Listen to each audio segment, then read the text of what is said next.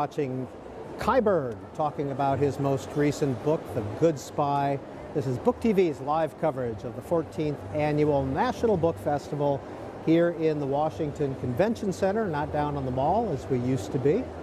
But we are inside, we're up on the 3rd floor, and you can see there's a good crowd in there in the History and Biography Pavilion. Coming up next, Nina Khrushcheva, who is the granddaughter of Nikita Khrushchev. She'll be talking about her book. It is called The Lost Khrushchev, A Journey into the Gulag of the Russian Mind. That's in about 10 minutes or so. But now joining us here on our set right outside of the History and Biography room is Ilyasah Shabazz, who has written this children's book, Malcolm Little. Ms. Shabazz, who are your parents? My father, Malcolm X. My mother, Dr. Betty Shabazz. 2 humanitarians. What do you remember about your father? Gosh, I wrote in my first book, Growing Up X, my father coming home, flickering images, big pearly white teeth, really tall. He's 6'4" or 5", so very tall man with great presence and always smiling. I remember the way he called my name with lots of authority, that would stop me in my tracks. Just, things like that, sharing cookies together, a beautiful doll that I had, a rocking chair, yeah. What do you remember about the day he was killed? Fortunately, I don't remember that. But when I was writing Growing Up X, I realized that it did have an impact, because when my Uncle Wilfred came to visit us, I was about 4 or 5 years old, and I remember when he was leaving that it was traumatizing. I just remember crying, uncontrollably, and so I knew that somehow that must have been, indicative of me missing my father. Who was Earl Little? Oh my gosh, Earl Little, yes. So Earl Little was, or is, Malcolm's father. And Earl Little was actually the president of the Milwaukee branch of the Marcus Garvey movement, and he helped Marcus Garvey get out of jail back in the 1920s for the alleged mail fraud. And Earl Little was a pastor, he was an activist, he was a great preacher, he was all of these great things that instilled specific values into his children. Where did he live? How did he die? Oh gosh. Well, Earl Little, they say was killed by the Black Legion, which was a splinter group to the KKK back in the 1920s during the Great Depression. And they put him on. It's just not the greatest situation, but he was killed. And did your father witness it? Did your father remember that? Was he older at that point? Yes, my father did talk about it in his autobiography. They perceived their father as this really invincible person, the great protector, the great provider, the strength, of the family. And he would take his son Malcolm with him when he did speeches, when he was speaking to the community about self-reliance, about perseverance, about working hard, about the importance of education, all of these things. What was Malcolm Little's life like in Omaha, Nebraska? Malcolm. My father's childhood was exceptional, because he had so many siblings. And much like my own, having 5 sisters, it gives you this sense of, just pride, humor, tenacity.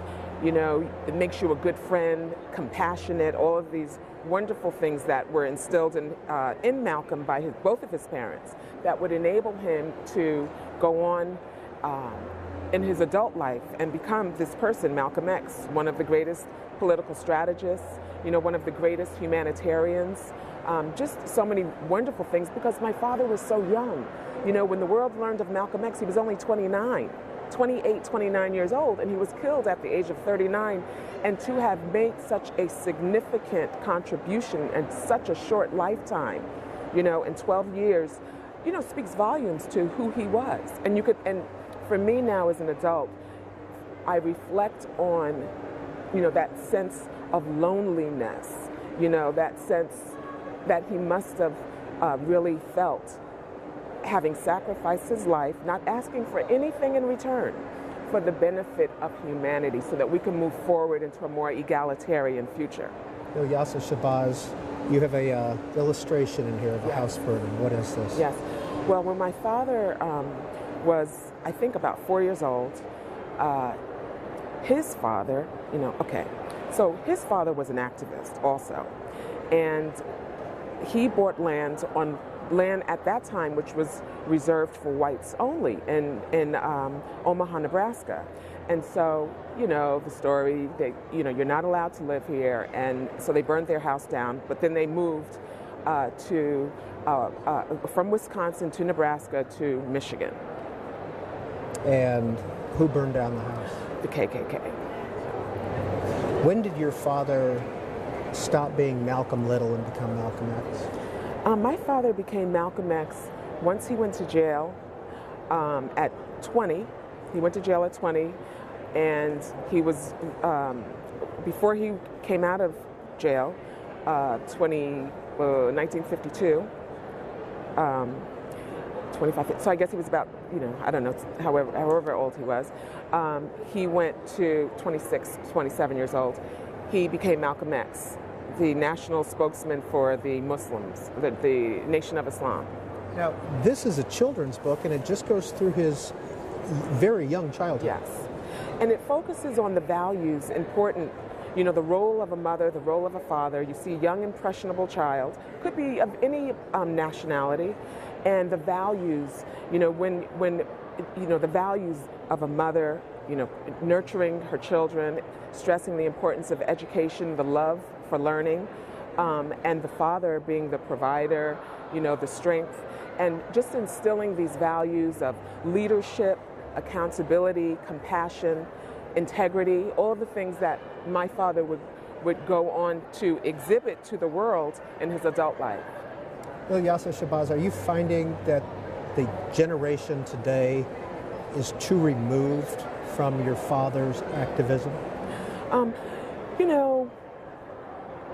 I travel the world and I speak to many different audiences,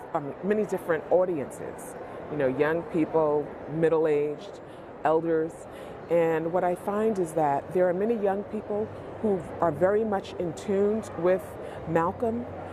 They're very much, very attracted to his legacy, and then there are some who are not. And so I think it's just important for all of us who are conscious, who are educated, that it's important that we educate the ones who are misinformed or, who need guidance. There are some pretty magnificent illustrations in this book. Who did the illustrating? The illustrations, they were done by A.G. Ford, and he is absolutely just phenomenal.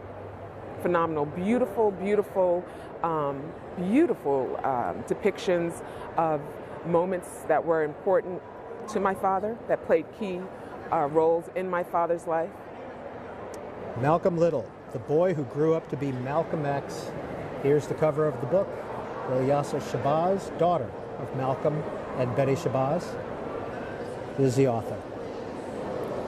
And now our live coverage from the National Book Festival continues. Up next, a presentation by Nina Khrushcheva, granddaughter of Nikita Khrushchev. Her book, The Lost Khrushchev, A Journey into the Gulag of the Russian Mind. She's being introduced by Peter Rudick of the Library of Congress.